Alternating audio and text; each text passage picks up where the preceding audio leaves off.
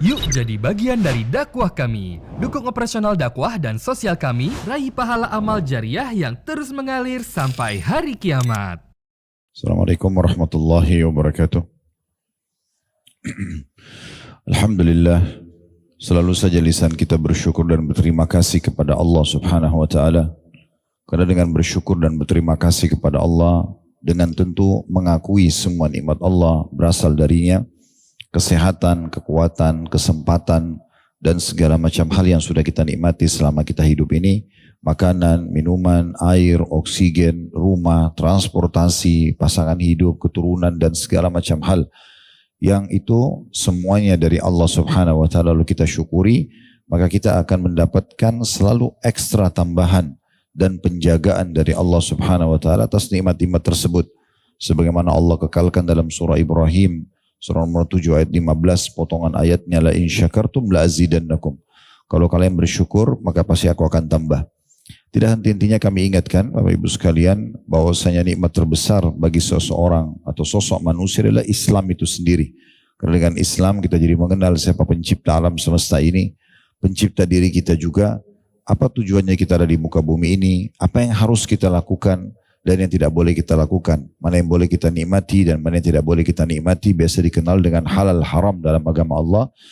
Maka ini adalah kebahagiaan di dunia karena kita akan sempurna dalam melalui kehidupan ini, plus juga kita dijanjikan dengan kehidupan abadi di akhirat sana di surga yang penuh dengan segala macam fasilitas yang sangat besar.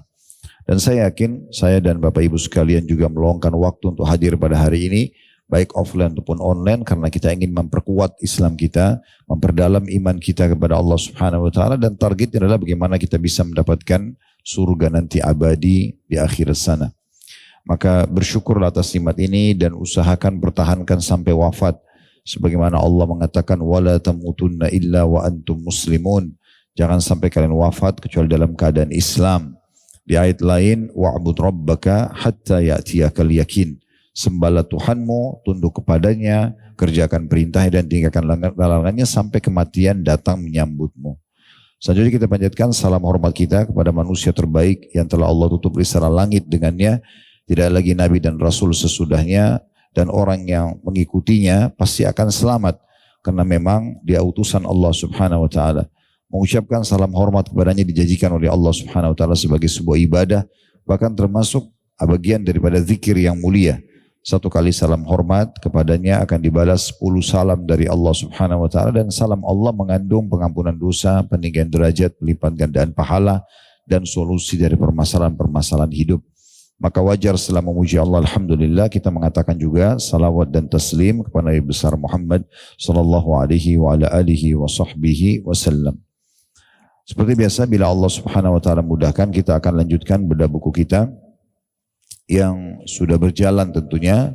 Cukup banyak poin-poin yang sudah kita bahas, kurang lebih ada 7 poin yang sudah kita bahas dari 66 poin pintu pembuka pintu surga ya, atau 60 di judul buku kita ini keliru, 62 ditulis amalan pembuka pintu surga, sudah kita luruskan dari awal, tapi yang benar adalah 66 sebagaimana di daftar isinya ya.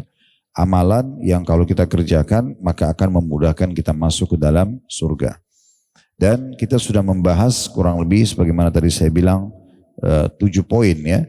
Yaitu yang pertama kita sudah bahas mengucapkan 2 kalimat syahadat dan beramal sesuai tuntunan kandungannya.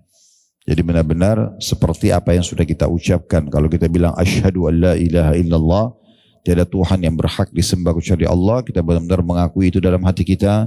Kita selalu merenungi ciptaan-ciptaan Allah supaya iman kita bertambah dan seluruh anggota tubuh kita sibuk mengerjakan perintah dan meninggalkan larangan.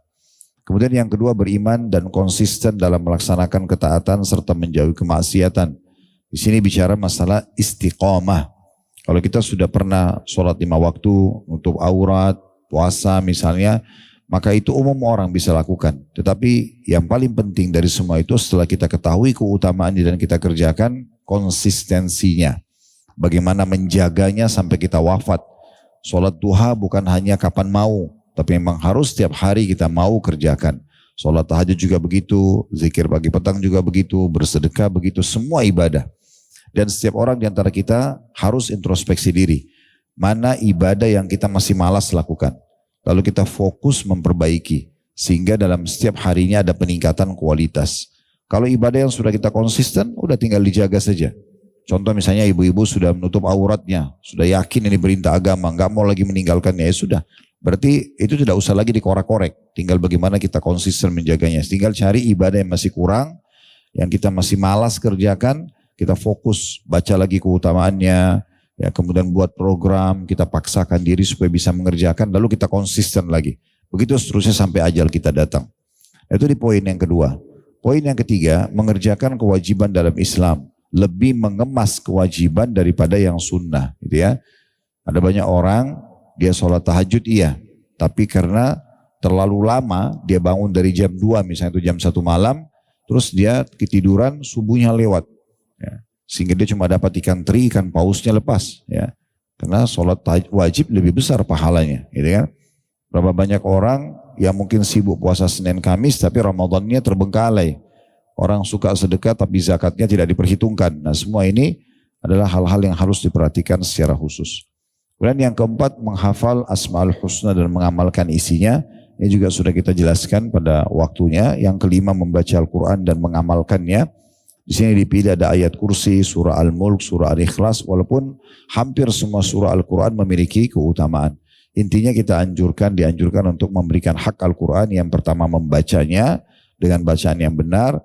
Kemudian kita yang kedua ya mentadabburi, merenungi makna-maknanya sehingga kita tahu pesan Allah di ayat-ayat tersebut. Kemudian yang ketiga menghafalnya dan yang keempat mengamalkannya. Yang keenam berzikir kepada Allah. Ini juga sudah panjang lebar kita jelaskan.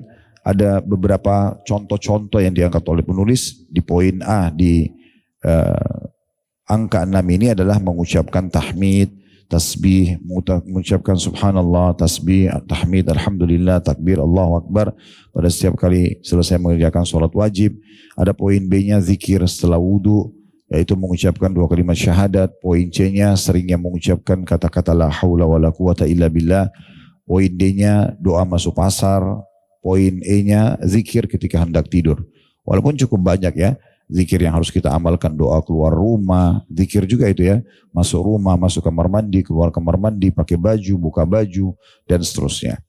Kemudian yang ketujuh yang terakhir kita bahas pada pertemuan kita sebelum kemarin libur cukup panjang karena ada perjalanan kami bimbing umroh dan ada tur dakwah kemarin di luar negeri beberapa waktu. Kita membahas poin ketujuh masalah memohon surga kepada Allah. Sudah saya bacakan waktu itu cukup banyak poin-poin berhubungan dengan fasilitas yang ada di surga dan bagaimana seorang muslim dan muslimah menjadikan surga target utamanya. Orang yang menjadikan surga sebagai target utamanya dipastikan hidupnya akan selalu baik. Karena ahli surga itu pasti baik, taat kepada Allah dan memberikan hak-hak makhluk. Tidak akan menyakiti orang lain, menggunjing, memfitnah, memukul, mencuri, tidak akan pernah merusak apapun di muka bumi, ya. Tidak akan melakukan banyak sekali hal-hal kriminal yang mungkin semua manusia tidak suka. Tapi dia akan sibuk dengan hal-hal yang baik. Memaafkan orang lain, berbagi dengan orang lain, memandu orang lain, dan seterusnya. Ini sudah panjang lebar kita jelaskan pada pertemuan yang lalu. Sekarang kita masuk insya Allah di poin 8 dan poin 9. Ya, kali ini kita akan gabung ya. Tentang masalah taubat di poin 8 dan poin 9-nya. Puncak dari semua istighfar. Ya, istighfar sama saja ya. Saya perlu jelaskan mungkin dari awal pembukaannya. Kalau istighfar itu Bapak Ibu sekalian adalah permohonan maaf. Mirip kalau kita buat salah kita bilang maafin saya ya pada manusia. Nah itu istighfarnya. Jadi kalau saya bilang astagfirullahaladzim misalnya. Saya memohon maaf kepada Allah yang maha agung. Nah, seperti itu ya. Itu istighfar. Sementara taubat, ikrar tidak mau mengulanginya. Nah, jadi seperti kalau kita bilang sama orang maafin saya ya, lalu kita bilang saya janji nggak akan ulangi. Nah itu taubat. Ya, itu berarti kita taubat. Gitu ya. Ini supaya memudah memahami saja. Walaupun taubat artinya kembali kepada Allah Subhanahu Wa Taala. Jadi memang dua hal ini sebenarnya tidak dipisahkan, digabung satu sama yang lain. Makanya biasanya Nabi SAW mengatakan aku bertobat dan beristighfar kepada Allah karena sungguhnya dalam sehari aku istighfar dan tobat kepada Allah 70 kali. Dalam riwayat lain 100 kali. Jadi Nabi SAW membaca astagfirullah wa atubu ilaih, digabung. Ya Allah saya mohon maaf dan saya tidak akan mengulanginya. Nah seperti itu dua makna daripada poin-poin ini. Sementara di sini penulis mengambil taubat dulu dan berdalilkan surah Maryam, surah nomor 19 ayat 60 bagi yang pegang bukunya di halaman 36. Yang bunyinya illa man taba wa amana wa amila salihan fa ulaika yadkhulunal jannata wa la yudhlamuna syai'a. Kecuali orang-orang yang taubat. Ini setelah Allah SWT sebutkan tentang ancaman-ancaman bagi para pembangkang, ya, orang yang tidak mau mengerjakan ibadah, tidak mau mentaati Allah, apalagi tidak mau beriman kepada Allah SWT dalam keadaan kufur. Tapi kalau ada orang yang taubat, dia kembali kepada Allah. Dia ikrarkan dia beriman, dia syahadat misalnya, atau dia tadinya buat dosa lalu dia tinggalkan ya karena Allah SWT. Kemudian dia beriman dan mengerjakan kebajikan. Berarti taubat tidak cukup hanya mengatakan saya tidak mau buat lagi ya Allah. Harus diikuti dengan keimanan dan sibuk setelahnya dengan amal saleh. Kenapa banyak orang setelah hijrah, setelah berubah, kemudian dia ya tetap kembali kepada pelanggarannya? Karena memang dia sendiri tidak sibuk dengan amal saleh. Kalau Bapak Ibu terbiasa, maaf ini sebagai contoh saja, bukan Anda yang saya singgung tapi saya sedang bicara umum. Kalau kita terbiasa misalnya sebelum mengenal pengajian, sebelum taubat kepada Allah, misal jam 9 malam sampai jam 12 malam misalnya terbiasa ke karaoke, nyanyi-nyanyi atau ke diskotik, buat dosa kepada Allah, mabuk-mabukan atau sama lawan jenis, contoh. Sekarang kita taubat. Udah saya nggak mau lagi lakukan. Saya tahu ini dosa, hati saya gelisah misalnya. Caranya adalah di waktu ini harus diganti dengan kegiatan ibadah. Tidak cukup kita mengatakan saya taubat saja. Sibukkan diri di saat itu. Mungkin hadiri kajian, mungkin silaturahim keluarga, mungkin kita tidur cepat buat program supaya bisa bangun tahajud, supaya tergantikan program maksiat yang dulu. Harus begitu. Kalau dulu kita berkumpul sama komunitas yang komunitas ini selalu aja isinya gosip orang, fitnah orang lain, program bagaimana melakukan perselingkuhan atau yang sejenisnya lah, ya kemaksiatan, maka sekarang kita setelah taubat kepada Allah harus mengganti komunitas itu. Harus berganti. Kita sudah harus keluar dari grup-grup yang penuh kemaksiatan, media-media dan seterusnya, kita sudah pindah kepada hal yang lebih baik yang bisa membawa kita lebih istiqomah, konsisten dalam menjaga. Semua fasilitas yang membawa pada pelanggaran agama ditutup. Ya, ditutup. Saya sering sampaikan contoh di pengajian-pengajian. Kalau kita ibarat orang yang masih membuka pintu dosa dengan orang yang menutup pintu dosa sama sekali. Dua-duanya ini bisa dimasuk dalam kategori taubat, gitu ya. Ada orang yang taubatnya cuma setengah-setengah. Ya udah dia tinggalkan hari ini, tapi besok kalau ada godaan dia ulangi lagi.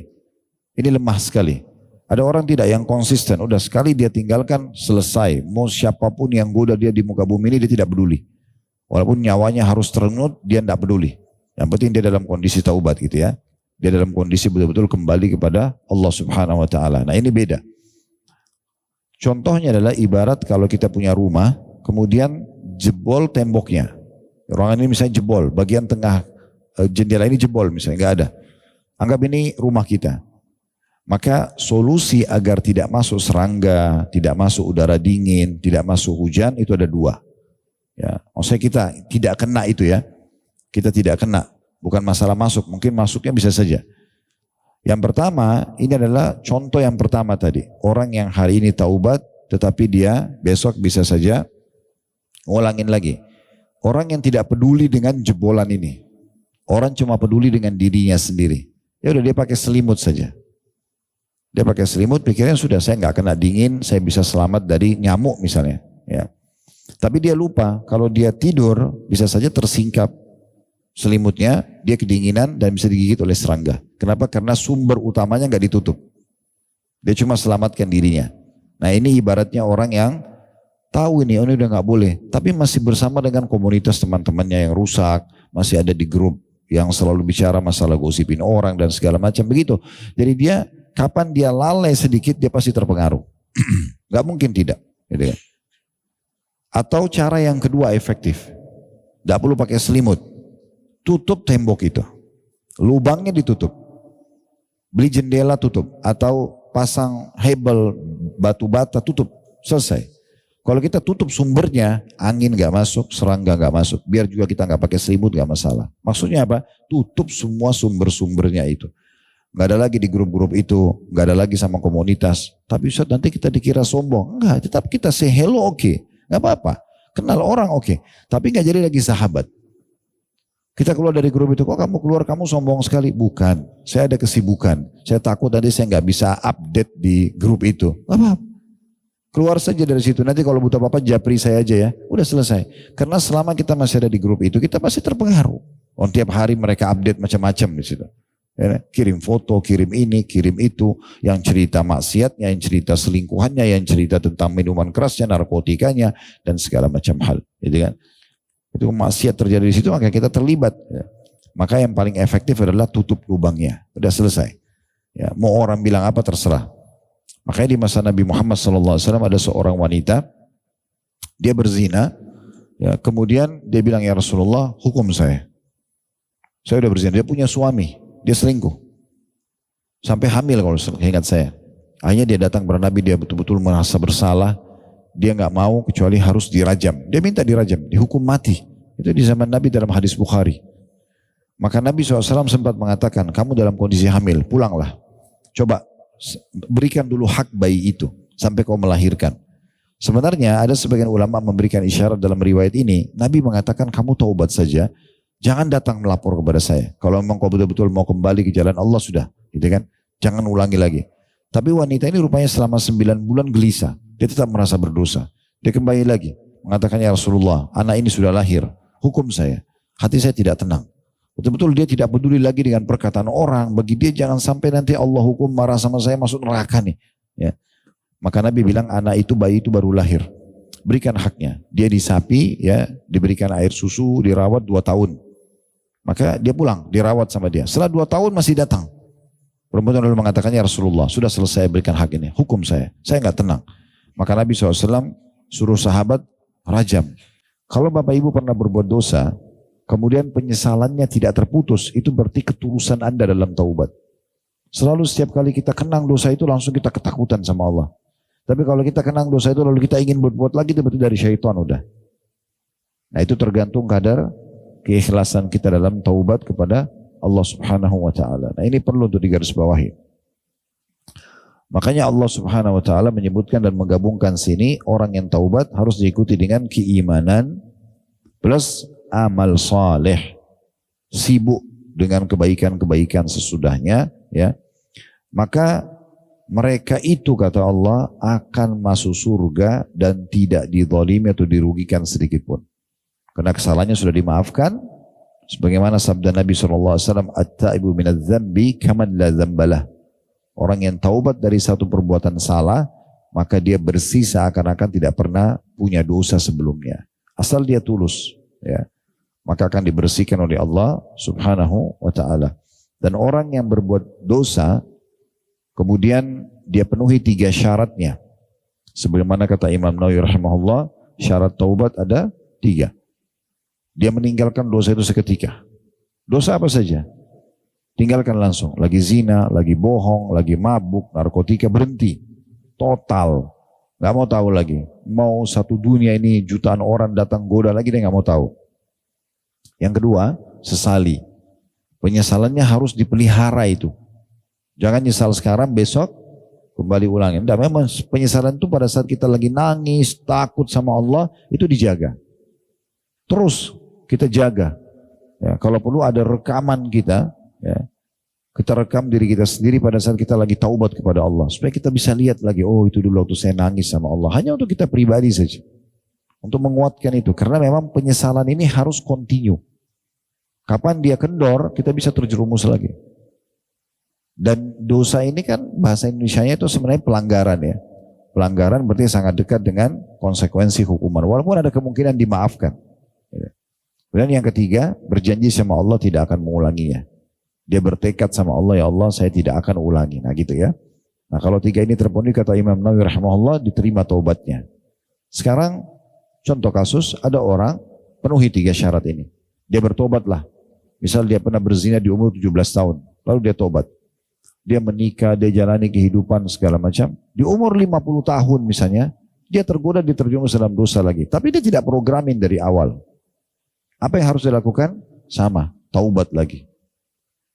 Karena dia tidak niat dari awal ini.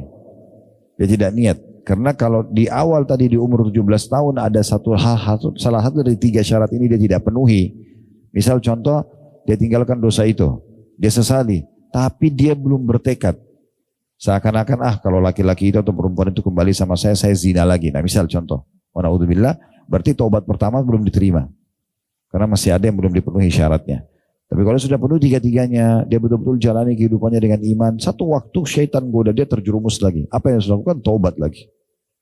Taubat lagi di umur 50 tahun saya dia taubat lagi nasuha. Ya. Tapi betul-betul dia taubat yang benar gitu.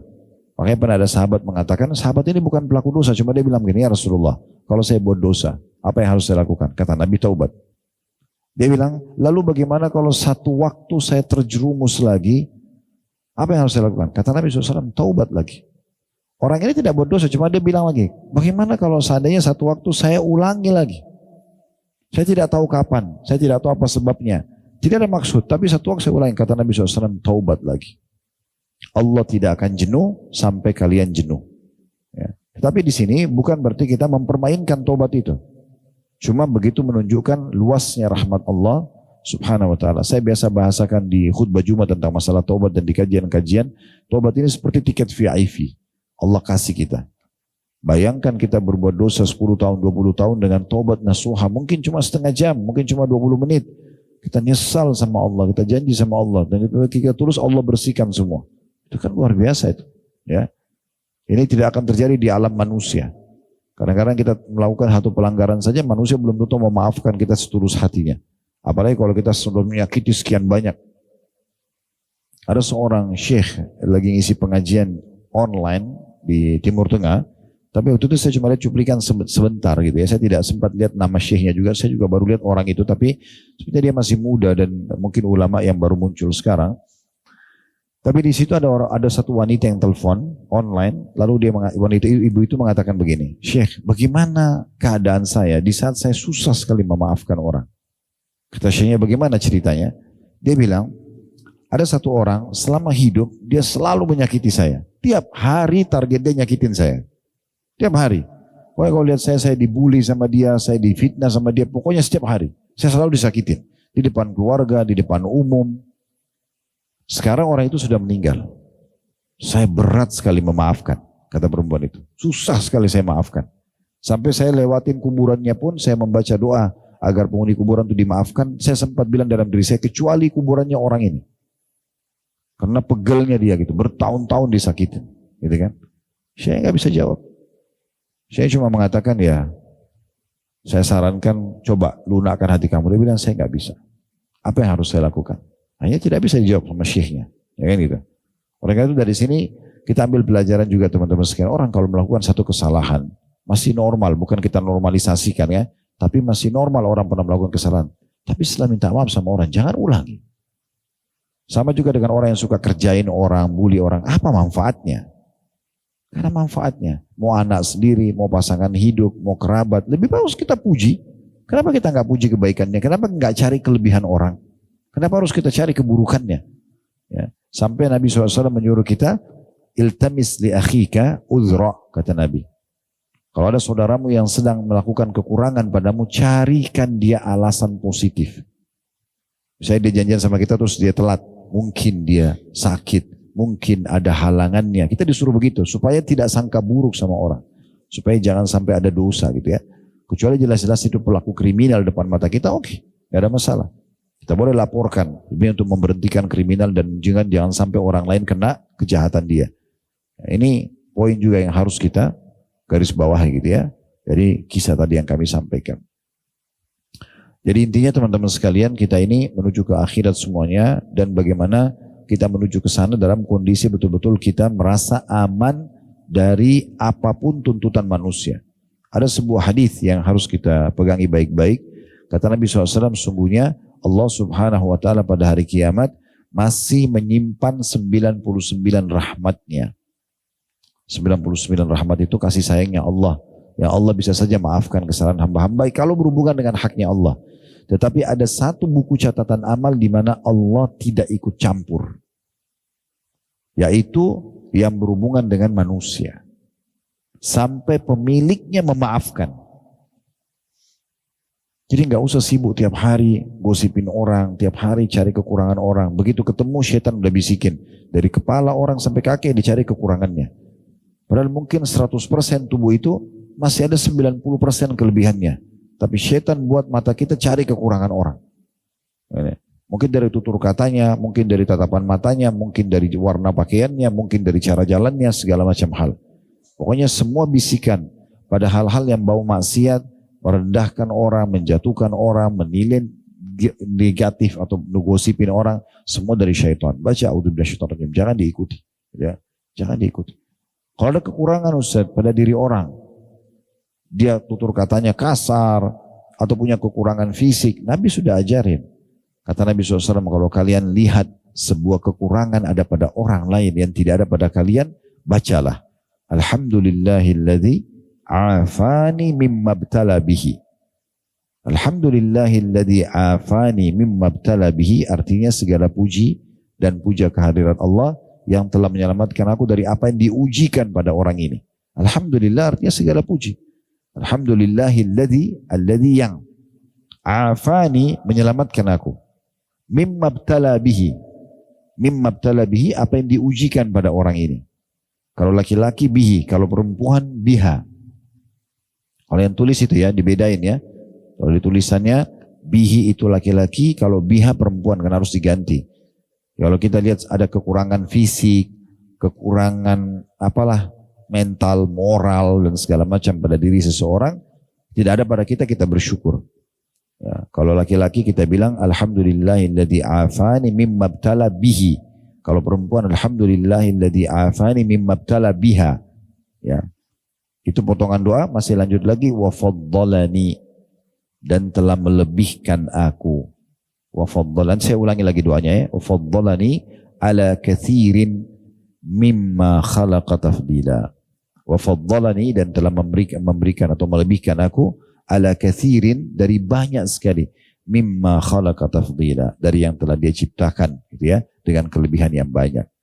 Jadi doa ini perlu dihafal dan diamalkan. Alhamdulillahilladzi afani mimma btala bihi, kalau laki-laki, biha kalau perempuan.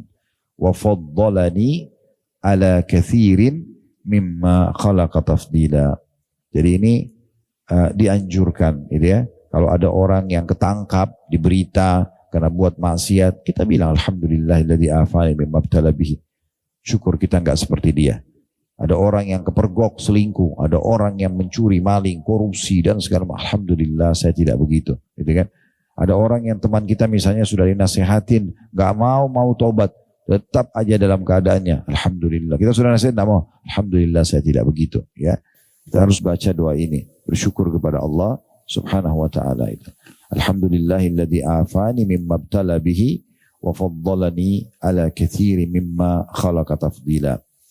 Kemudian selanjutnya, bertaubatlah kepada Allah dengan taubat yang semurni-murninya. Tidak ada riyaknya, bukan karena manusia, betul-betul merasa menyesal antara kita sama Tuhan kita Allah Subhanahu wa ta'ala, meneteskan air mata, menundukkan kepala kita, melunakkan hati kita kepada Allah. Itu sebenar-benarnya. Mudah-mudahan kalau kamu lakukan itu, Rob kamu. Rob artinya pencipta, pemilik, penguasa yang menghidupkan kita, yang mematikan kita, itu Rob. Mudah-mudahan Rob kamu akan menghapus kesalahan-kesalahan dan memasukkan kamu ke dalam surga yang mengalir di bawahnya sungai-sungai. Jadi ada jaminan surga bagi orang-orang yang taubat. Baik, ini berhubungan dengan masalah taubat ya. Kemudian kita baca dulu poin nomor 9, baru nanti kita tambahkan dengan penjelasan-penjelasan yang lain ya. Yaitu puncak dari semua istighfar.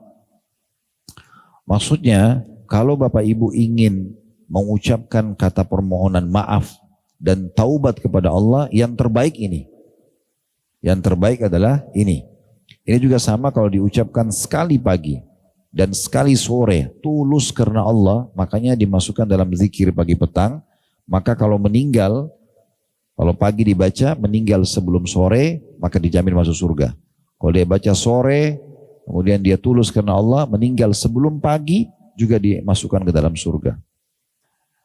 Disebutkan dari Shaddad bin Aus radhiyallahu anhu, Shaddad bin Aus radhiyallahu anhu dari Nabi SAW, beliau bersabda, puncak dari istighfar, puncak dari permohonan maaf dan taubat kepada Allah yaitu mengucapkan Allahumma anta rabbi la ilaha illa anta khalaqtani wa ana abduka wa ana ala ahdika wa wa'dika mastata'at a'udzu bika min syarri ma sanat abu'u laka bi ni'matika alayya wa abu'u laka bi dhanbi faghfirli fa innahu la yaghfiru dhunuba illa ant.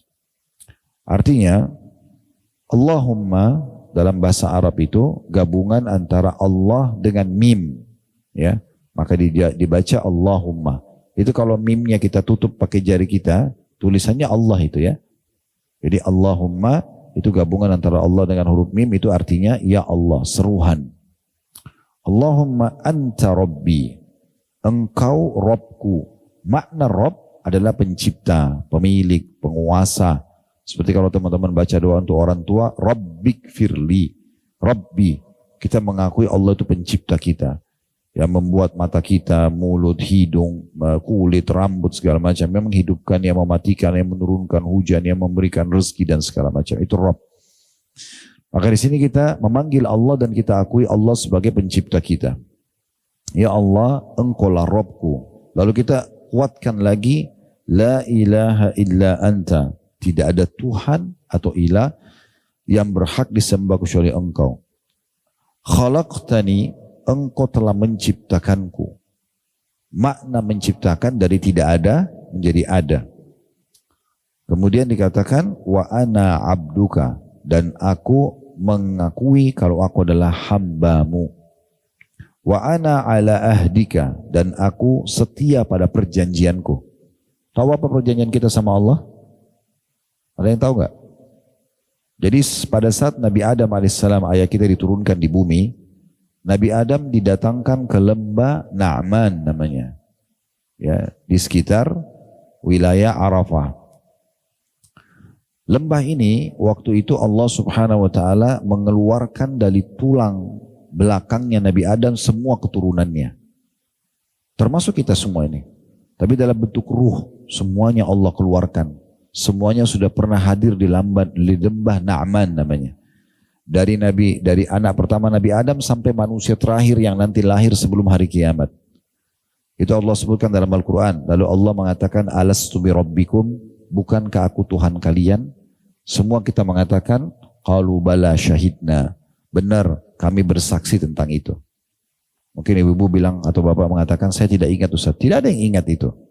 Memang tidak ada yang ingat. Karena itu sebelum kita dilahirkan. Tetapi ulama mengatakan, dari mana kita tahu ada perjanjian ini? Adanya potensi dalam diri kita. Apa yang membuat sekarang Bapak Ibu mau dengar ceramah ini? Apa yang membuat saya mau datang menyampaikan ceramah ini? Karena ada perjanjian itu.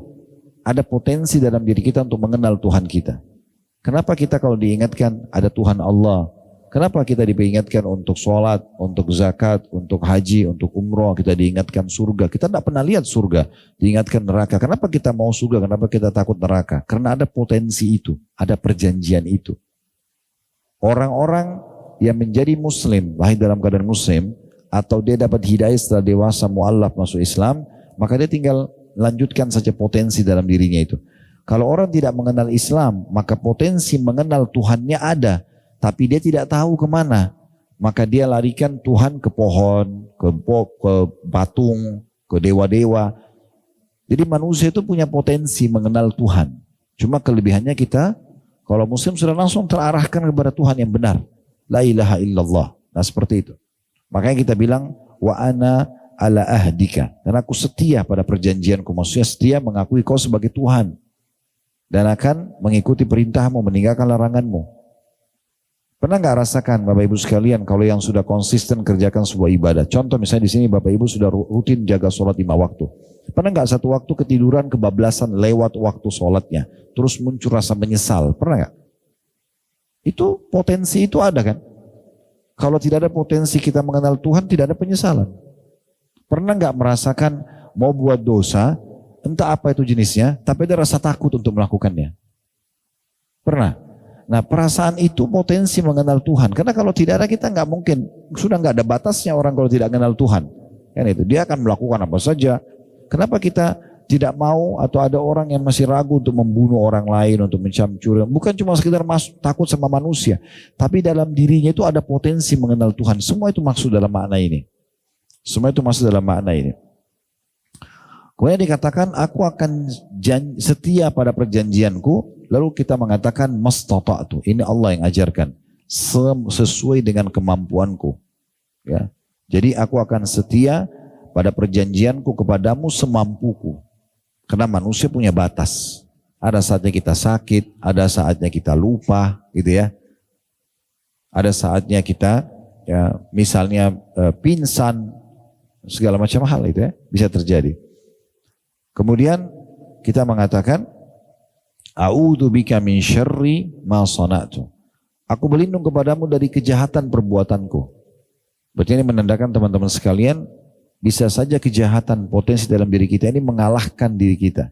Kenapa ada orang dia masih memilih tidur daripada sholat tahajud, padahal dia tahu dengan sholat tahajud doanya mustajab. Kenapa orang masih ada memilih untuk tidak puasa sementara ada kesempatan puasa, bersedekah sementara dia tahu keutamanya tapi dia lebih pilih untuk tidak memberi, ya? Karena memang ada potensi kejahatan dalam jiwa. Makanya kita minta sama Allah dijauhkan. Saya pernah jelaskan di kajian kita, saya ingatkan kembali. Yang saya tanya Bapak Ibu sekalian, yang goda kita ini siapa? Supaya buat dosa. Syaitan, ya. Kenapa ragu jawabnya? Siapa pimpinannya syaitan? Yakin? Oke, kita sepakat ya. Berarti syaitan yang menggoda pimpinannya iblis. Itu sudah benar, sampai sudah gak usah khawatir. Ya. Cuma yang saya mau tanya begini. Kalau kita yakin dan itu sudah benar, iblis pimpinan syaitan. Waktu iblis disuruh sujud oleh Allah kepada Adam, iblis tidak mau. Siapa yang goda iblis? Hah? Itu potensi keburukan dalam diri. Ya. Allah mengatakan innan nafsa la'ammaratun bisu. Dalam diri manusia itu ada potensi mau berbuat dosa, sebagaimana ada potensi mau berbuat baik. Syaitan itu cuma nunggangi itu. Syaitan itu dia tidak punya kekuatan, dia cuma tunggangi potensi jiwa buruk kita. Allah jadikan sebagai ujian itu. Contoh misalnya tadi ibu dan bapak sekalian mau hadir pengajian ini. Kan kita dalam jiwa itu ada mau pergi, ada nggak mau, benar gak? Nah itu potensi berbuat baik, tapi kalau kita pilih potensi berbuat baik, ya sudah kita dapatkan. Kita dengarin azan, ada potensi jawab azan dan sholat, ada yang tidak.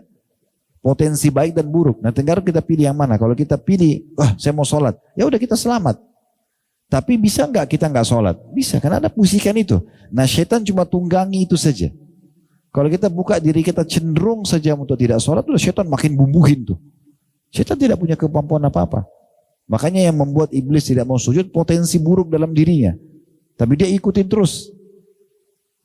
Waktu Allah tegur dia bukannya kembali kepada Allah, dia tobat, enggak, dia makin jadi-jadi. Allah mengatakan, kau kalau begitu akan kulaknat dan harusnya kan dia minta maaf sama Allah, enggak. Kalau gitu ya Allah panjangkan umur saya sampai hari kiamat supaya saya akan sesatkan ini Adam sama. Jadi makin jadi-jadi.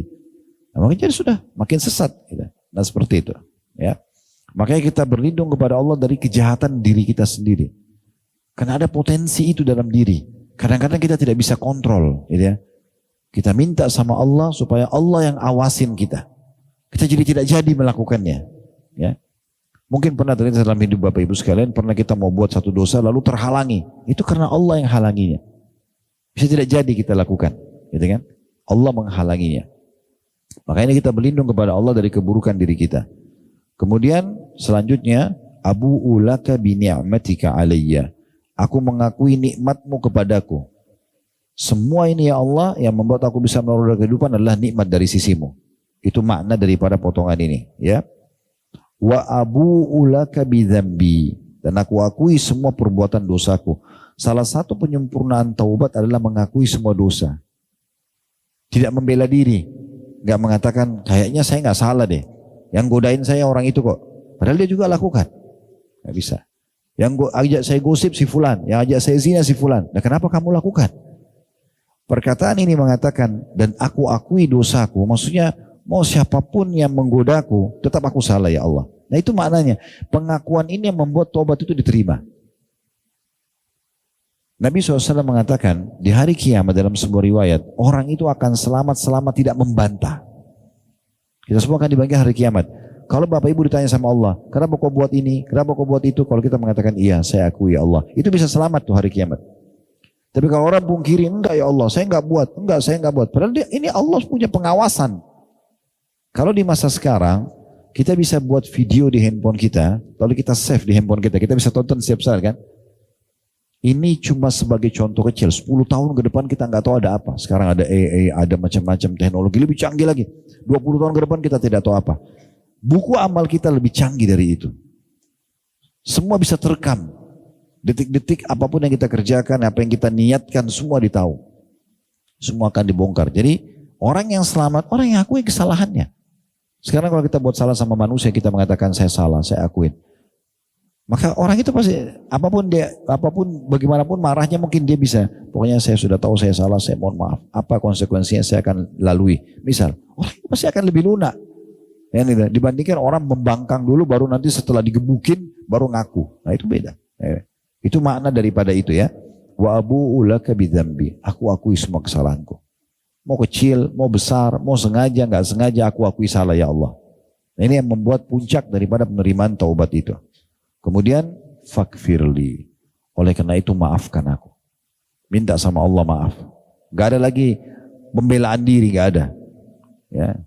Lalu dikatakan fa innahu la yakfiru dzunuba illa ant. Karena tidak ada yang mengampuni dosa kecuali Engkau ya Allah. Aku tidak butuh minta sama yang lain.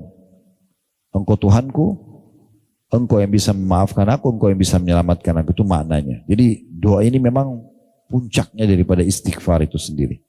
Di bawahnya disebutkan hadisnya, setelah Nabi SAW mengajarkan Sayyidul Istighfar, tuannya istighfar ini, beliau mengatakan, man qalaha minan nahari muqinan biha, famata min yaumihi qabla an yumsiya fahuwa min ahlil jannah, wa man qalaha minal laili wa huwa muqinun biha, famata qabla an yusbiha fahuwa min ahlil jannah. Barang siapa yang mengucapkannya pada siang hari, tepatnya sebenarnya pagi hari, mulai dari pagi ya, sampai siang, dengan penuh keyakinan.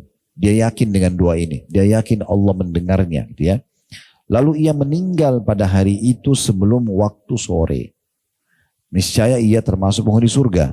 Dan barang siapa yang membacanya di malam hari dengan penuh keyakinan, lalu ia meninggal sebelum waktu pagi, niscaya ia akan jadi penghuni surga. Ada footnote di bawah di situ, ditulis sebutkan, dalam Sahih Bukhari dinukil hadis ini. Kata Abu U yakni membenarkan dan mengakui. Nah, ini bahasannya ya tentang masalah ini. Sekarang kita tambah dengan sedikit syarat atau penjelasan Bapak Ibu sekalian. Siapapun yang Allah Subhanahu wa taala sibukkan dengan amal-amal saleh. Anda sekarang pulang dari pengajian ini mulai introspeksi diri. Tadi saya bilang, susun kerangka fikirnya. Mulai dari semua ibadah yang sudah kita konsisten dulu.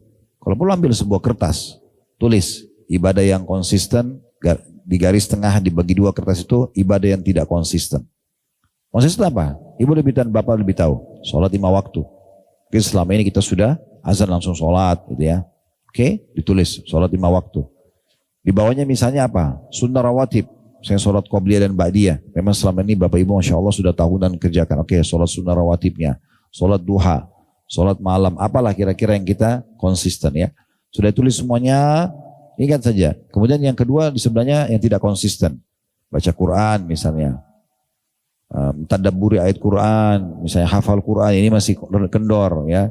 Apalagi bakti sama orang tua, jenguk orang sakit misalnya gitu ya. Apa saja itu. Nah setelah kita susun begitu, yang ini yang kita sudah konsisten tinggal pertahankan. Yang kita belum konsisten dilihat skala prioritasnya. Mana kira-kira yang kita mau mulai perbaikin. Jangan langsung semuanya. Dicicil aja.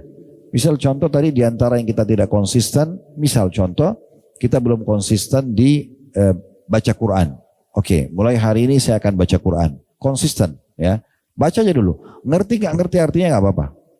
Kemudian baca dulu. Gitu kan. Dibaca mulai dan niat mengkhatamnya berurut dari surah Al-Fatihah, Al-Baqarah, Al-Imran, An-Nisa, Al-Ma'idah, Al-An'am, terus begitu sampai surah nomor 115 An-Nas gitu ya. Dibaca, konsisten, baca. Saya itu hari waktu kita bahas tentang poin membaca Quran, saya sudah sampaikan ada satu aplikasi namanya Nakhtim, ya kalau masih ingat ya. Itu logonya hijau, tulisan bahasa Arab, Nun, Kha, Ta, Mim, Nakhtim ya. Saya bukan pemilik aplikasi, tapi saya pernah dikirimin oleh anak saya. Tidak sengaja saya buka berapa tahun lalu, saya kok bagus banget. Jadi kita kalau masuk di situ, kita pilih surah, pilih qari, siapa yang kita mau pilih dari banyak pilihan nama-nama qari'nya. Terjemahan juga bahasa Indonesia bisa dipencet, dipilih maksud saya. Setelah itu nanti setiap kali kita tutup handphone, buka lagi layarnya langsung menyambung di ayat terakhir yang kita baca. Sehingga kita bisa mengkhatamnya. Dia cuma menyambung ayat terakhir. Misalnya kita sudah baca Al-Baqarah ayat 101. Jadi kalau kita tutup handphone, kita buka lagi, nyambungnya Al-Baqarah 102. Nah, itu terus sampai kita menyelesaikan. Nah ini satu poin yang bagus kalau menurut saya. Tapi Bapak Ibu tentu bebas milih aplikasi yang mana saja. Intinya tadi misalnya di antara ibadah yang kita belum konsisten itu baca Qur'annya. Nah mulai perbaikin di situ. Mulai. Dan ingat, dalam memperbaiki dan menerapkan sebuah ibadah dipaksa. Harus paksa. Gak boleh tidak. Karena syaitan akan mencari kelalaian kita. Di mana kita malas, mana kita tidak mau, itu dikurutin sama dia. Dipaksa. Mulai sekarang harus baca Quran. Saya gak mau tahu. Gitu kan. Mulai komitmen. Baca Quran. Ya. Dan sesuatu itu akan jadi mudah kalau sudah jadi kebiasaan. Dia sulit kalau belum jadi kebiasaan. Ya. Kalau sudah 3 hari, 5 hari, 1 minggu. Selalu aja buka handphone langsung nyambung ayat lagi kita baca. Mau buka WA, anggaplah 1 hari kita buka 30 kali WA kita.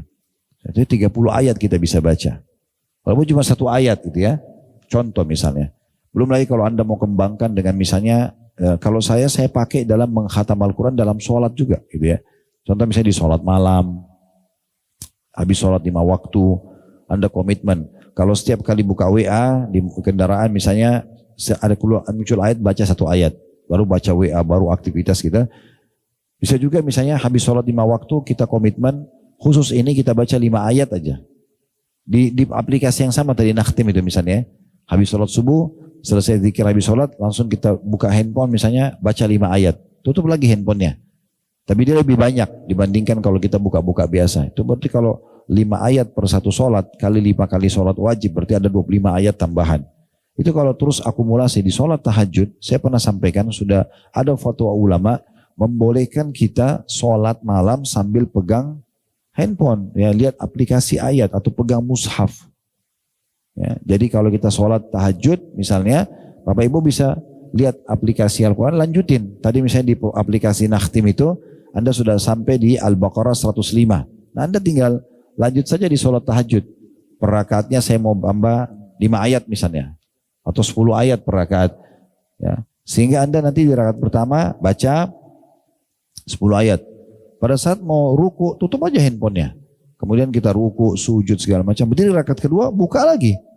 Tapi saya pakai password Ustaz. Ya sebelum sholat tahajud, passwordnya dibuka aja dulu. Kalau saya pakai password. Jadi nanti kalau buka handphone sudah langsung nyambung gitu kan. Khusus untuk sholat. Nanti kalau mau ditutup lagi karena menjaga rahasia privasi Anda, silakan setelah sholat. Pas mau sholat buka aja sebentar. Hapus dulu, nggak usah pakai pin dulu gitu kan. Atau handphone di tangan kita. Jadi gampang. Sehingga akhirnya Bapak Ibu bisa terus baca. Nanti berdiri rakaat kedua tinggal buka, oh sudah langsung sambung. Misalnya tadi kalau kita baca 10 ayat dari 101 Al-Baqarah 100 sampai 110. Kita sudah sambung 111 sampai 120 di rakaat kedua. Begitu terus sampai selesai. Ini lama-lama kita khatam Quran. Gitu kan? Itu baru kita baca tahajud. Belum kalau kita, ibu-ibu misalnya di rumah lagi sholat duha. Ya. Dan perlu Anda ketahui sholat sunnah boleh sambil duduk ya. Kayak misalnya Anda belum sholat duha di rumah tadi, lagi menuju ke kajian ini di mobil, duduk sambil duduk, sholat duhanya. Kalau sholat sunnah, boleh dikerjakan berdiri atau duduk tanpa ada udzur. Boleh, tanpa udzur boleh. Misalnya kita lagi sholat ba'diyah isya. Aduh saya kayaknya capek banget, saya sholat sambil duduk. Sunnah boleh. Tapi kalau sholat wajib nggak boleh. Sholat wajib harus ada udzurnya baru boleh duduk. Ya. Tapi kalau sholat sunnah boleh. Cuman memang pahala orang sholat duduk setengah orang yang sholat berdiri. Tapi boleh dikerjakan duduk. Ya. Orang kalau Sholat sunnah. Makanya Aisyah berkata radhiyallahu anha, jangan pernah kalian tinggalkan sholat tahajud, karena Rasulullah SAW tidak meninggalkannya, dan kalau beliau betul-betul sangat letih, maka beliau mengerjakannya sambil duduk. Nabi SAW pernah sholat malam sambil duduk. Kalau betul-betul beliau sakit atau letih, maka beliau lakukan itu. Nah ini yang bisa kita lakukan gitu ya. Jadi ini saran saya yang pertama, sebentar pulang, coba diaplikasikan sederhana. Ya, kalau mau dijalankan insya Allah positif. Kertas, mungkin buku-buku yang Anda pakai tulis ini dibagi dua, tulis ibadah yang konsisten, ibadah yang belum konsisten. Nah, kita sekarang fokus yang tidak konsisten itu. Pilih skala prioritas yang mana, ya, itu nanti yang kita perbaikin. Ya, ingat firman Allah Subhanahu Wa Taala dalam surah Al-Anfal, "Walladzina jahadu fina lanahdiyannahum subulana." Orang-orang yang memaksakan diri ke jalan-jalan kami akan pandu dia ke jalan-jalan kami, gitu ya. Jadi kita memang harus paksakan mulai buat program. Tapi ini jadi target ya. Misalnya baca Quran tadi, nanti kita pindah lagi minggu depan ibadah apa yang masih kendor lagi nih, sholat duha mulai kita kerjakan. Cicil nggak apa-apa, 2 rakaat dulu. Nanti kalau sudah berjalan seminggu tambah 4 rakaat, ya. Anda targetnya berapa? Sholat duha 8 rakaat Ustaz. Oke, 8 rakaat. Begitu sudah 8 rakaat, pindahkan ke list bagian sebelah. Konsisten, tinggal dijaga, gitu ya. Seperti itu, dan kita harus buat program ini. Ini yang pertama. Yang kedua, mulai sekarang memang sudah harus memilah komunitas. Harus memilah komunitas. Gak boleh kita biarkan. Ya. Berteman sama orang yang buruk ini pengaruhnya besar. Berteman sama orang yang baik juga pengaruhnya besar. Sekarang saya tanya Bapak Ibu sekalian, tidak usah lihat saya. Bukankah kalau kita dulu dalam ilmu begini ada perubahan dirasakan? Ada pengaruhnya nggak saya ngomong ini? Baik, bisa merasakan ada tambahan ilmu, tambahan iman ya. Nah, bayangkan kalau yang duduk di tempat saya ini adalah ahli maksiat, naudzubillah, dia cerita tentang kelebihan dia ke diskotik, dia zina. Ada pengaruh nggak? Ada, pasti ada pengaruh. Nggak mungkin tidak. Ya, jadi kita harus memang membentuk komunitas kita, selamatkan diri kita, nggak bisa. Gak usah jadi pahlawan kesiangan. Oh, enggak, saya nanti jadi penyebab hidayah teman saya. Itu omong kosong. Bisa saja dia dapat hidayah, bisa kita yang terpengaruh. Terus Ustaz, masa saya harus kurung diri saya? Enggak, silakan. Saya bilang tadi say hello, oke. Silakan. Kenal orang semua boleh, tapi jadi sahabat tempat kita bicara setiap hari tidak. Kalau saya pribadi sampai hari ini, kalau Bapak Ibu tanya Ustaz siapa sahabatnya, hitung jari, mungkin 1 atau 2 orang saja. Saya nggak banyak. Itu kebanyakan pun yang saya jadikan sahabat guru-guru saya. Kalau orang-orang yang seperti saya jarang, saya kenal ya. Tapi sahabat gak ya, saya komunikasi tiap hari. Saya targetnya harus orang lebih tinggi imannya, lebih tinggi ilmunya, lebih baik amal solehnya, supaya saya terpengaruh. Karena saya kalau ngobrol sama mereka, ngobrolnya pasti tentang tafsir ayat, tentang sebuah kisah yang menyentuh, tentang peringatan apa gitu kan, potongan ceramah kami saling berbagi. Saya kadang-kadang kalau ketemu sama sahabat saya, pasti kami janjian. Hari ini siapa yang lebih dulu memberikan nasihat? Kadang-kadang dia memulai atau saya memulai. Apa saja yang Allah mudahkan kita saling menasehatin gitu. Ya, salah satu sahabat saya, Dr. Hussein Hafizahullah di kota Madinah, walaupun kami berjauhan negara, tapi kami bersahabat dekat. Kita sudah sepakat untuk saling mencintai karena Allah. Jadi kalau ngobrol sama saya pasti, siapa yang memberikan nasihat lebih dahulu, kita tahu giliran. Tadi kebetulan pas giliran saya nggak tahu sebenarnya, belum berpikir untuk nasihatnya, tapi tiba-tiba waktu dia bilang sama saya, coba sekarang giliran kamu Khalid. Baik. Kami semua kalau di Saudi tidak asing dengan nama Syekh bin Baz rahimahullah, seorang ulama besar mufti di Saudi. Matanya beliau buta tapi ilmunya sangat luas. Sampai sekarang jadikan rujukan tentunya, walaupun beliau sudah meninggal. Pernah jadi mufti Saudi. Saya sempat tanya beliau pada saat itu, saya bilang, menurut kamu, Ustaz Iblis sudah meninggal, Syekh bin Baz itu di mana sekarang? Maksudnya dia ke surga atau ke neraka ini? Lalu dia bilang, tentu saja secara teori agama ke surga. Selama hidupnya menjadi mufti Saudi, selalu jaga sholat, ilmunya nyebar di mana-mana, murid-muridnya sekarang ngajar di mana-mana. Terus saya bilang sama dia, itu kenapa? Dia bilang karena amal solehnya, karena ilmunya. Maka saya bilang sama dia, nasihat saya hari ini untuk saya sama kamu adalah bagaimana kita menjadi seperti Syekh bin Baz sebelum kita meninggal. Maksudnya kita sibuk juga dengan amal soleh, sibuk juga dengan ilmu. Nanti akan sama. Kita pun akan sama, karena orang mengikuti jejaknya orang yang sukses di satu bidang, dia akan sama. Bapak Ibu mau sukses bisnis, lihat orang yang sukses bisnis kita ikutin, kita akan mirip dengan dia pasti. Jadi kan, saya temannya ada yang buka butik, buka restoran, tapi kita tiap hari interaksi, kita selalu ngobrol. Lama-lama kita termotivasi untuk kerjakan seperti dia. Nah seperti itu. Sama dengan kalau kita bergaul sama orang-orang yang pengangguran, yang malas, ya kerjanya cuma buat dosa, pasti kita akan terpengaruh. Sekarang tidak, 2-3 hari, 5 hari, 7 hari pasti akan berbekas. Gak mungkin tidak. Kita bergaul dengan orang perokok, kita nggak ngerokok misalnya. Hari pertama, hari kedua minimal kita hirup asapnya. Seminggu kemudian mereka akan bilang, coba aja 1 batang, kan cuma coba. Kita coba, sebulan kemudian kita sudah terbiasa, setahun kita bisa jualan rokok. Pengaruhnya besar. Sekarang kita berteman sama orang hafiz Quran. Anggap ibu-ibu dan bapak sekalian, mungkin di sini kena hadir ibu-ibu, saya sapa juga bapak di online tentunya. Kalau kita berteman dengan hafid Quran, laki-laki seorang laki-laki hafid Quran, perempuan dengan hafidah Quran, anggap kita ini bodoh sekali. Huruf hijaiyah masih salah, makharijul huruf ya, belum bisa bedakan mana tha, mana shin, mana sin, mana zal, mana zai, mana dha, kita belum bisa bedain. Misal contoh, apalagi kalau kita mau bicara masalah hafalannya, mau bicara masalah tadabbur dan tafsirnya itu lebih jauh lagi. Tapi karena kita berteman dengan 10 orang menghafal Quran, hari pertama, hari kedua mungkin seminggu kita kikuk. Ini orang ngomong apa? Tafsir ayat, bacaannya udah bagus, kita masih jauh. Tapi kalau kita tetap komitmen, konsisten berteman sama mereka, sebulan kemudian kita sudah mulai bisa baca Quran. Saya yakin ada perubahan pasti. Kita sudah mulai adaptasi, biasa mendengarkan nama-nama surah Al-Quran. Kita sudah mulai mendengarkan biasa tafsir walaupun belum semua kita tangkap. Setahun kemudian kita bisa hafal Quran bersama mereka. Pengaruhnya besar. Ini yang kedua, perhatikan baik-baik komunitasnya. Makanya Nabi SAW mengatakan almaru ala dini khalili, seseorang sesuai dengan agama khalil. Orang Arab itu kalau ada kekasih dekat, orang yang sangat dekat dengan dia diistilahkan dengan khalil. Ya, kalau perempuan khalilah biasanya dibilang begitu. Nah, ini khalil. Nabi SAW mengatakan ya almaru ala dini khalili, seseorang sesuai dengan agama orang terdekatnya. Yang dia selalu tiap hari ngobrol, jalan, konsultasi, komunikasi dan seterusnya. Lalu Nabi bilang apa? Falyandur ahadukum ila may yukhalil. Pilih, sortir baik-baik siapa yang menjadi khalil kalian. Karena itu pengaruhnya besar. Sudah sekali saya bilang, silakan say hello sama orang, kenal orang, kita supel, oke, tapi bukan sahabat. Sahabat itu tidak bisa. Harus orang yang lebih baik daripada kita, maka itu akan berpengaruh besar. Yang ketiga, selalu berdoa. Kenapa kita membaca teman-teman sekalian dalam sholat Al-Fatihah ihdinas siratal mustaqim, tunjukkan kami jalan yang lurus. Kenapa kita bilang ihdinas siratal mustaqim? Nah, kita sudah sholat, kita sudah lurus, kita sudah muslim. Karena hati bisa berbolak-balik, bisa berubah. Bisa hari ini kita rajin, besok kita malas. Bisa hari ini kita rajin, minggu depan kita berubah. Bisa tahun ini kita rajin, minggu tahun depan kita berubah. Ada banyak orang hidup muslim dari kecil, tuanya murtad. Kan banyak orang seperti itu. Ada banyak orang yang tadinya rajin sekali ibadah, di akhir hidupnya berubah jadi rusak semuanya. Nah, itu bahaya sekali, ya, bahaya sekali. Di masa Nabi Muhammad SAW, pernah Abu Hurairah duduk dengan 2 orang, bertiga, tiga-tiganya orang soleh di masa itu, tiga-tiganya orang soleh. Maka Nabi SAW mengatakan, sungguh salah satu dari 3 orang kalian ini nanti akan menjadi penghuni neraka yang gigi gerahamnya lebih besar daripada gunung Uhud. Abu Hurairah waktu itu dengar ketakutan.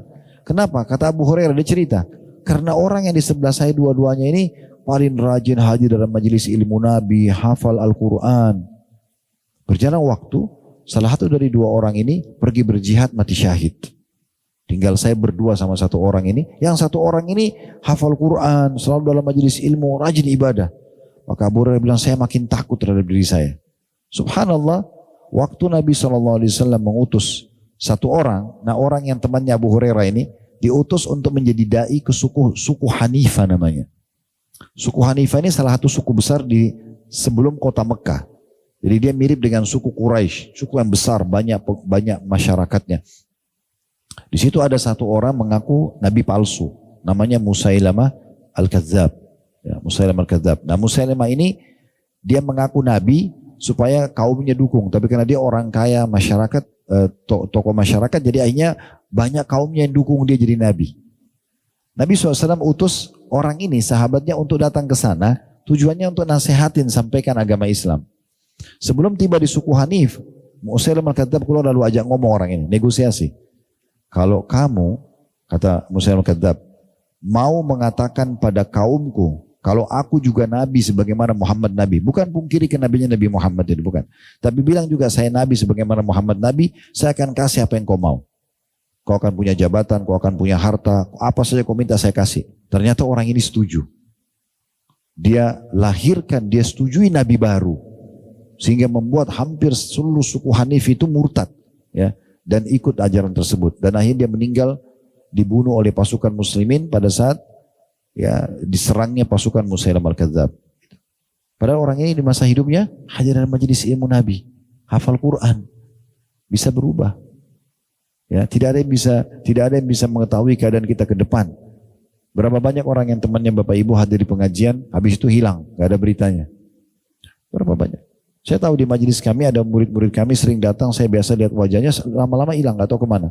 Terus sebagian ikhwah mengatakan pada saya, Ustaz, karena desakan pendapatan akhirnya mereka kembali kerja ke tempat haram lagi. Padahal tinggal istiqomah. Ya. Subhanallah, saya pernah berbicara dengan seorang anak muda, umurnya sekitar 27 tahun. Dia kalau tidak salah menjadi kepala cabang bank mana gitu ya.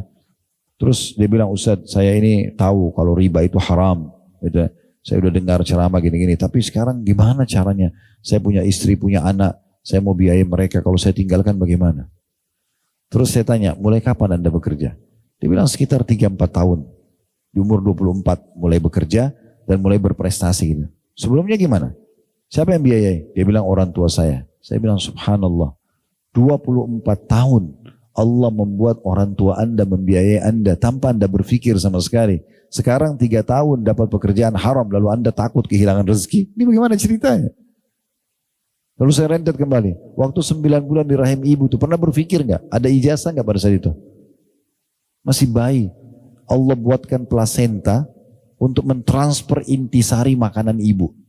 Ibu waktu hamil, sama maaf yang sudah melahirkan, minum susu, dokter kasih vitamin dan segala macam lah. Itu kan kita makan minum bukan seperti itu kan dikasih ke bayi.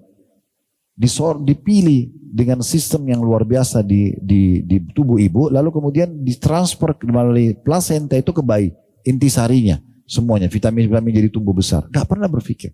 Lahir, sudah berapa banyak baju yang kita pakai, makanan yang kita makan, minuman yang kita minum dari kita kecil. Itu kalau kita hitung mungkin miliaran kali jumlahnya. Sampai umur kita mulai dewasa dan mulai punya pekerjaan atau punya sarjana. Berapa banyak kita makan dan minum. Tidak pernah kita berpikir dari mana. Gitu kan? Waktu bayi popok digantikan, baju dibelikan dan segala macam dibawa safar, naik pesawat. Saya lihat anak-anak saya yang Allah amanahkan. Saya bilang subhanallah anak-anak ini tidak pernah berpikir berapa banyak rezeki yang sudah Allah kasih. Dia haus tinggal minum, makan tinggal ini. Kalau ada masalah sama teman-teman tinggal nangis, orang tuanya bela dan segala macam hal lah. Sekolah dan transportasi segala macam. Dan umumnya manusia itu keadaannya pasti lebih baik dari sebelumnya. Sebagai contoh misalnya, mungkin Bapak Ibu kalau sudah punya anak, bandingkan keadaan kita sama anak kita. Biasanya pasti mereka lebih baik dari kita sebelumnya. Itu umum sudah. Misalnya dulu kita waktu kecil di rumah cuma ada 1 pembantu. Mungkin mereka sekarang sudah 3 orang pembantunya. Mungkin dulu kita sekolah di sekolah mana, mereka sekarang lebih bagus sekolahnya. Nah, sudah umum begitu. Makin ada generasi makin baik sebelumnya. Jadi nikmat Allah terlalu banyak. Banyak manusia subhanallah digoda oleh syaitan, ditakut-takuti. Karena syaitan itu memang menakut-nakuti kefakiran gitu ya. Tidak ada manfaatnya untuk itu. Makanya selalu berdoa. Nabi SAW selalu ulangi, ya muqallibal qulub, tsabbit qalbi ala dinik. Ini jangan cuma didengar ya, tapi diamalkan. Nabi selalu banyak membaca ini. Nabi Muhammad SAW yang baca. Ya muqallibal qulub, wahai yang membolak-balikkan hati manusia. Tsabbit qalbi ala dinik. Kokohkan hatiku di atas agamamu. Dalam riwayat lain, ya musarrifal qulub, wahai yang mengalihkan hati manusia. Sarrif qalbi ala ta'atik. Alihkan hatiku kepada ketaatan kepadamu. Gitu ya. Maka Aisyah berkata, ya Rasulullah, betapa seringnya Anda baca doa ini. Padahal siapa Anda gitu ya. Maksudnya apa yang dikhawatirkan? Kata Nabi SAW, wahai Aisyah, yang namanya hati manusia berada di jari jemari sang pengasih Allah. Maka Allah bolak-balikan sesuai yang diinginkan. Oleh karena itu kita minta selalu kepada Allah subhanahu wa ta'ala supaya bisa istiqomah sampai wafat. Nah ini doa penting sekali. Jangan berdoa pada saat butuh, tapi merasa butuhlah dengan doa supaya selalu kita baca. Nah seperti itu ya. Ini poin-poin yang harus Bapak Ibu garis bawahi. Baik, sampai sini bahasannya. Mungkin dari kami kalau ada benar dari Allah, kalau ada salah dari saya mohon dimaafkan. Subhanakallahumma bihamdika asyhadu an la ilaha illa anta astaghfiruka wa atubu ilaik. Wassalamualaikum warahmatullahi wabarakatuh.